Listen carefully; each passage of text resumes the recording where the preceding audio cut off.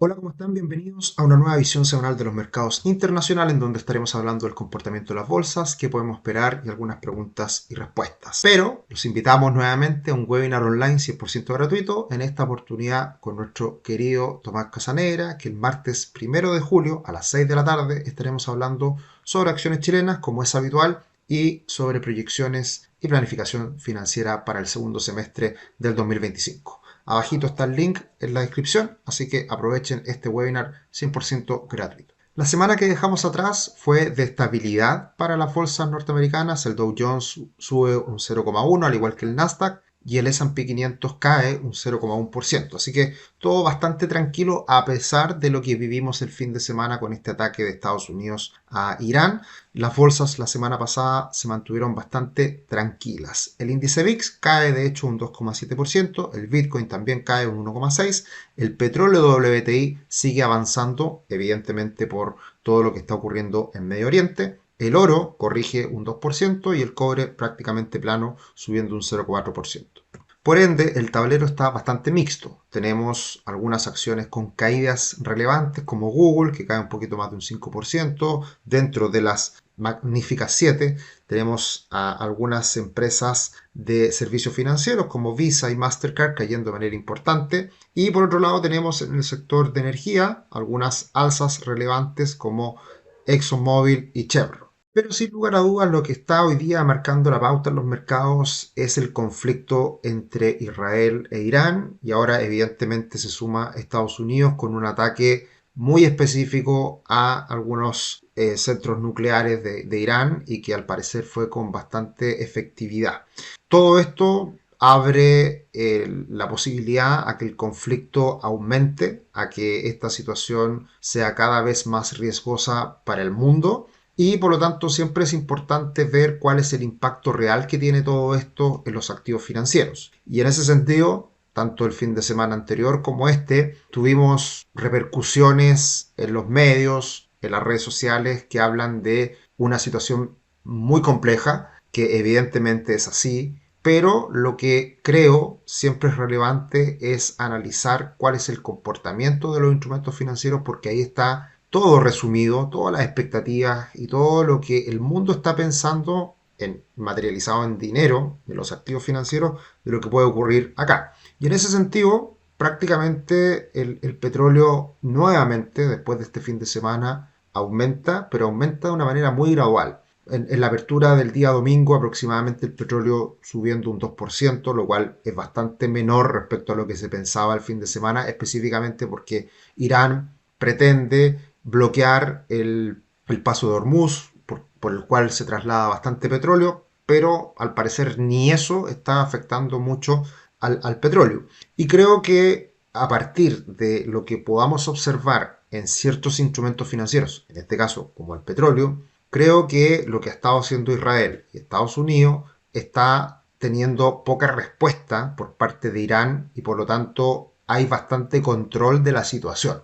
Y esa es mi lectura respecto a lo que hoy día está pasando con el petróleo, que está bastante contenido. Si es que esta situación escalara y se desbordara y por lo tanto realmente Irán ataca de vuelta y esto genera un conflicto mayor, eso evidentemente que mandaría al petróleo a las nubes y lo tendríamos por supuesto sobre los $80 el barril o incluso sobre los $90. Y eso no está ocurriendo. Y porque más allá de todas las amenazas que esté diciendo Irán, que las tiene que hacer, creo que en el papel no es algo tan efectivo. Ahora, vamos a ver cómo se agrupa Irán frente a otras potencias, como podría ser Rusia, y cómo esto sigue escalando. Evidentemente que eso sigue siendo un riesgo, pero hasta ahora el precio del petróleo dice algo que es, de cierta manera, entre comillas, por supuesto, bastante tranquilizador. Y acá la tendencia sigue siendo la baja en un canal amplio, levemente bajista,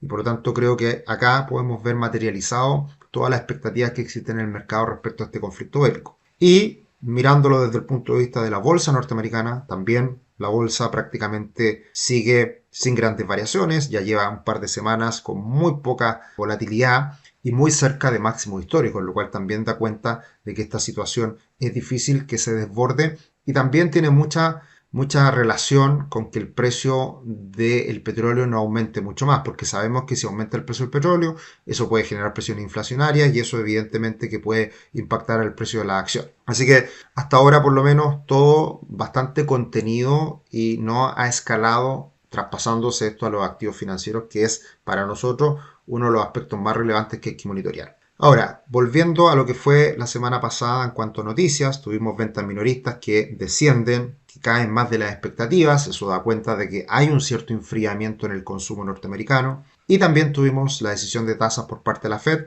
en donde se mantuvo la tasa en 4,5% y también se habla bastante de que no hay tanta claridad respecto a nuevas bajas de tasas. Y eso es relevante por el hecho de que evidentemente en este minuto hay riesgos. Está todo lo que es la guerra comercial y está la guerra hoy día en Medio Oriente, que también es un riesgo para el precio del petróleo y para la inflación. Entonces es evidente que la Reserva Federal de Estados Unidos hoy día se mantenga en pausa hasta que no se calmen los ánimos y se aclare estas situaciones que son hoy día un potencial riesgo importante. Así que eso creo que es lo llamativo. Estamos en una situación de pausa de cierta manera hoy en día con la Reserva Federal. Y por otro lado, otra noticia importante fue precisamente después de este ataque de Estados Unidos a Irán. El día sábado por la noche el presidente Trump habló aproximadamente cuatro minutos, que no dijo mucho más de lo que ya había mencionado por redes sociales, de que había sido un ataque específico y que básicamente con esto quieren llevar a la paz mundial de cierta manera. Bueno, muchas palabras, veremos qué ocurre en las próximas semanas. Y por el lado de las expectativas de tasa, tenemos que no se movieron mucho las expectativas para el 30 de julio. La semana pasada estábamos en un 85% de probabilidad de mantención y se mantiene en esta semana. Y ya mirando para la reunión del 17 de septiembre, ahí también vemos que aumenta un poquito la probabilidad de baja de tasas. ¿Ya? Respecto a lo que la semana anterior marcaba, vemos una pequeña alza a una reducción, teniendo en cuenta que estas cifras son del día lunes, después ya de este ataque que se vive el fin de semana en Irán. Y en ese sentido, obviamente que se materializa un mayor riesgo en las tasas del bono del Tesoro de 10 años en Estados Unidos, bajan un poquito porque evidentemente hoy día hay un mayor riesgo por esta situación que se vive en Medio Oriente. Y mirando la tabla del retorno de los diferentes países a nivel global, tenemos que Europa sigue liderando. Ahí al costado izquierdo vemos varios países que están con retornos como España del 40%, al igual que Grecia, Italia más de un 30%, Alemania un 28% y poquito más. Y por lo tanto el conjunto de la eurozona está con un retorno este año del 24% medido en dólares. Chile desciende varios escalones, estaba en el top 5 con retorno sobre el 30% y baja a niveles del 24%, que lo analizaremos un poquito más adelante, o más bien en el otro video, en la visión nacional de los mercados. Por el lado de los mercados emergentes, un alza del 12%. Por el lado del mundo, exceptuando a Estados Unidos, alza del 15%.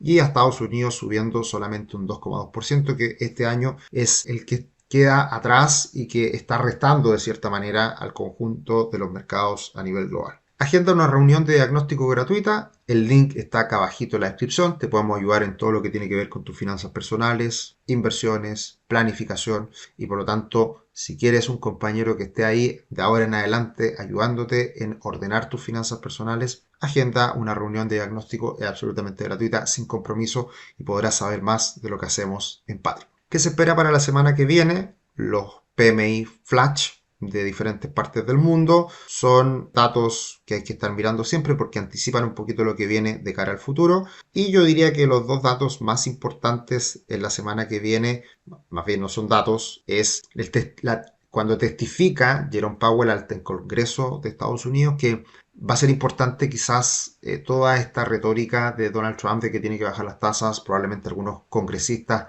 relacionados al partido republicano lo van a presionar y vamos a ver qué dice al respecto. Pero de todas formas tuvimos la semana pasada reunión de la Reserva Federal y es difícil que se salga mucho de ese libreto. También tendremos el PIB final, que ya es la última revisión y veremos si es que cambia un poquito esa contracción del primer trimestre, y tendremos también el Core PCA, que es la medida de inflación favorita a la Fed, que también será relevante observar. En cuanto a otros gráficos que traemos siempre a colación, acá podemos ver algo que ya hemos dicho en otras ocasiones, en que el aumento del market cap, el aumento de los precios de las acciones en Estados Unidos, tiene un fundamento importante, que es que han aumentado los retornos, han aumentado las utilidades de las empresas norteamericanas. Y acá tenemos cómo esto está explicado principalmente por las 10 empresas más grandes de la bolsa norteamericana, que son las que ganan harto dinero hoy en día. Están las Magnificent Seven y otras más, y son las que ganan harta plata, son las que crecen y son las que aportan mucho valor al conjunto del mercado. Así que, de cierta manera, este es un gráfico que reafirma que las valorizaciones, si bien son altas, tienen una explicación clara que está asociada a las utilidades. Y por otro lado, otro gráfico que me pareció interesante traerlo a colación es desde el año 1989 a la fecha, cómo aumentaría el mercado, la bolsa norteamericana, el S&P 500, asociado a esta tasa de retorno del 10% anual, que es lo que sabemos que históricamente ha rentado la bolsa norteamericana. Y podemos ver que en esa línea ha sido perfecta hasta el punto actual. Hoy día está un poquito por sobre esa línea de tendencia y hemos visto dos situaciones muy anómalas en el pasado. Marzo del 2000, en donde se crea esa gran burbuja tecnológica que genera la gran caída posterior, y después los mínimos de marzo del 2009, en donde vimos precios muy por debajo de esta línea de tendencia. Así que mirando esa misma línea de tendencia, hoy día estamos en niveles algo superiores, pero nada del otro mundo, nada exagerado, teniendo en cuenta todo lo que hablábamos anteriormente, más este retorno anualizado del S&P 500 que suele ser en torno al 10%. Para finalizar, muchas gracias Jorge, gracias Víctor, ahí todas las semanas. Nicolás, muchas gracias por tus resúmenes semanales, muy buenos y útiles. Pregunta, ¿de qué manera la depreciación del dólar puede ayudar a la economía de Estados Unidos? Pero de la siguiente manera, Nicolás, en Chile, una de las cosas que beneficia a la economía chilena es el sector exportador. Cuando queremos salir de una crisis, lo que ocurre es que el peso se deprecia, o sea, sube el dólar, y ese aumento del dólar reequilibra la situación económica y nos beneficiamos por las exportaciones. Por tanto, un país se beneficia por exportaciones y un país se beneficia teniendo en cuenta que su moneda se deprecia. Así que por eso es que a Estados Unidos le conviene que el dólar se deprecie, porque de esa forma todas sus empresas grandes que exportan servicios, productos al mundo, pueden verse beneficiadas por esa situación. Y por último, Riuna, pero los máximos están en históricos y eso me da suspicacia, que llegamos a la cima de la montaña rusa y solo queda recorrer el resto del camino. Bueno, ahí hablamos un poquito al respecto. Nosotros también hemos sido conservadores y de cierta manera cuidadosos con estos máximos, porque puede venir una corrección como ya se dio en marzo-abril y no estamos exentos de una posible corrección. Pero corrección, no desplome. Creo que eso podemos concluir a partir de lo que acabamos de ver en los gráficos anteriores. Que estén muy bien, nos vemos en otro video. Nos encontramos en otro capítulo de la edición semanal. Que estén bien. Chao, chao.